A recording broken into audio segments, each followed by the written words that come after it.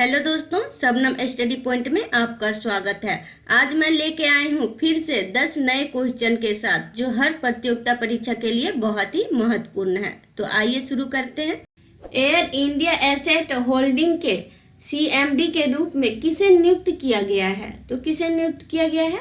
विक्रमदेव दत्त को। विक्रमदेव दत्त को air India asset holding के CMD के रूप में नियुक्त किया गया है।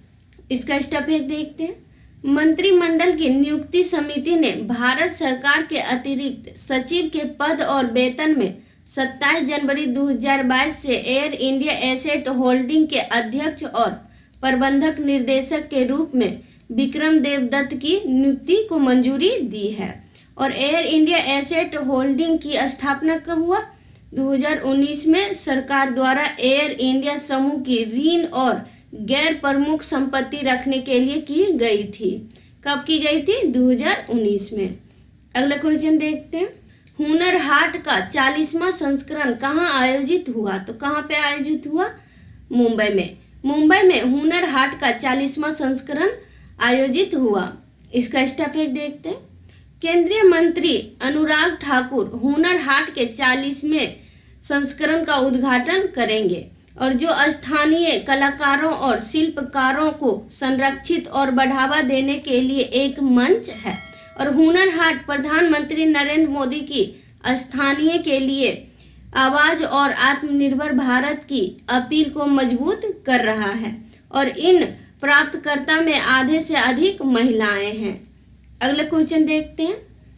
विश्व लीवर दिवस 2022 कब मनाया गया? तो कब मनाया गया? 19 अप्रैल को। 19 अप्रैल को विश्व लीवर दिवस 2022 मनाया गया। इसका स्टेप एक देखते हैं। लीवर की बीमारी के कारणों के बारे में जागरूकता फैलाने और इसकी रोकथाम के लिए सुझाव देने के लिए प्रतिवर्ष 19 अप्रैल को विश्व लीवर दिवस मनाया जाता है। कब मनाया जाता है? 19 अप्रैल को, ताकि लीवर के पूर्ण देखभाल की जा सके। और लीवर मस्तिष्क के बाद शरीर का दूसरा सबसे बड़ा और दूसरा सबसे जटिल अंग है और यह शरीर के महत्वपूर्ण कार्य करता है और किसी व्यक्ति के पाचन, प्रतिरक्षा और पोषण भंडार से जुड़ा होता है। अगला क्वेश्चन देखते हैं। किस राज्य ने 12वीं सीनियर पुरुष राष्ट्रीय हॉकी चैंपियनशिप जीता है? तो किस राज्य ने जीता है? हरियाणा। हरियाणा राज्य ने 12वीं सीनियर पुरुष राष्ट्रीय हॉकी चैंपियनशिप जीता है। इसका स्टेप एक देखते हैं। हरियाणा फाइनल में विनियमन समय पर 1-1 से समाप्त होने के बाद शूट आउट में तमिलनाडु को 3-1 से हराकर 12वीं सीनियर पुरुष हॉकी राष्ट्रीय चैंपियनशिप के चैंपियन के रूप में उभरा है। और टूर्नामेंट 6 से 17 अप्रैल 2022 तक भोपाल मध्य प्रदेश में आयोजित किया जाएगा। कब से कब तक? 6 से 17 अप्रैल तक। और कहाँ किया जाएगा? भोपाल मध्य प्रदेश में। और हरियाणा ने 2011 के बाद पहली बार ट्रॉफी जीती है। अगला क्वेश्चन देखते हैं। भारत के अगले सेना अध्यक्ष के रूप में किसे नियुक्त किया गया है? तो किसे नियुक्त किया गया है? मनोज पांडे को। मनोज पांडे को भारत के अगले सेना अध्यक्ष के रूप में नियुक्त किया गया है। इसका स्टेप एक देखते हैं। लेफ्टिनेंट जनरल मनोज पांडे को अगले थल सेना अध्यक्ष के रूप में नियुक्त किया गया है और लेफ्टिनेंट जनरल पांडे थल सेना अध्यक्ष जनरल MM नरवणे का स्थान लेंगे। किसका स्थान लेंगे? जनरल MM नरवणे का। और जो 30 अप्रैल 2022 को सेवानिवृत्त होने वाले हैं। कब सेवानिवृत्त होने वाले? 30 अप्रैल 2022 को। अगला क्वेश्चन देखते हैं। कर्नाटक द्वारा वेन हेल्थ इनिशिएटिव के ब्रांड एम्बेसडर के रूप में किसे नियुक्त किया गया है? तो किसे नियुक्त किया गया है?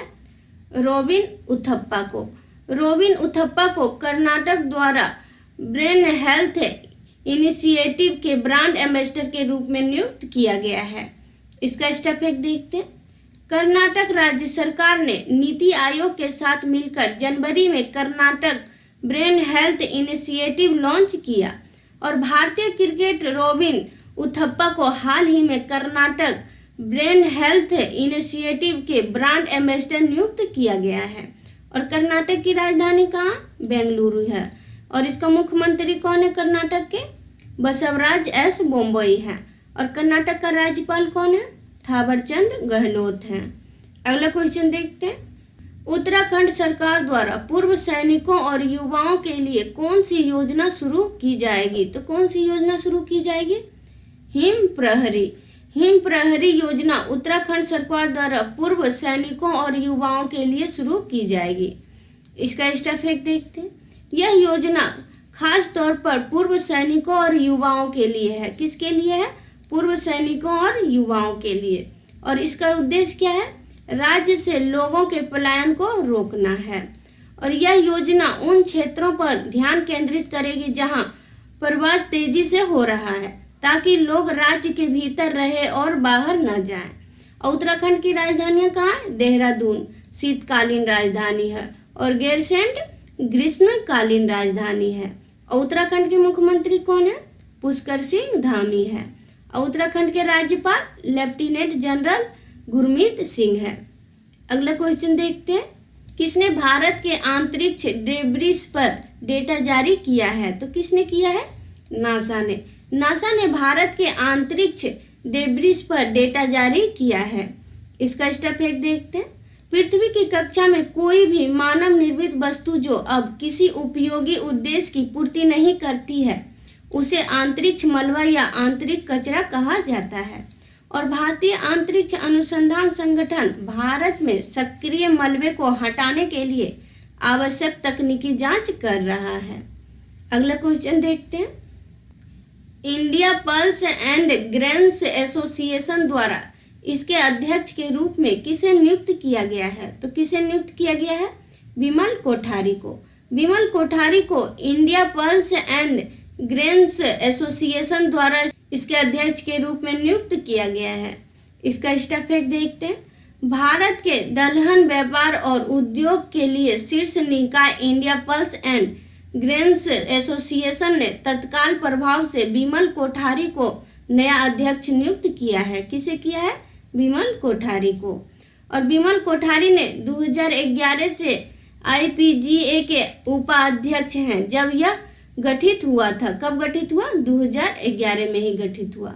परवीन डोगरे और जीतू भेड़ा के बाद एसोसिएशन के तीसरे अध्यक्ष के रूप में विमल कोठारी ने पदभार संभाला है। अगला क्वेश्चन देखते हैं। एथोस डिजिटल ने अपना पहला प्रशिक्षण और सेवा केंद्र कहाँ स्थापित किया? तो कहाँ स्थापित किया है? लेह में। लेह में एथोस डिजिटल ने अपना पहला प्रशिक्षण और सेवा केंद्र स्थापित किया है। इसका स्टेप एक देखते हैं। लद्दाख के अतिरिक्त पुलिस महानिर्देशक SS खंडारे ने लेह में एथोस डिजिटल का पहला IT प्रशिक्षण और सेवा केंद्र खोला, जिसके साथ ही लेह ने IT क्षेत्र के निर्माण में पहला कदम उठाया है।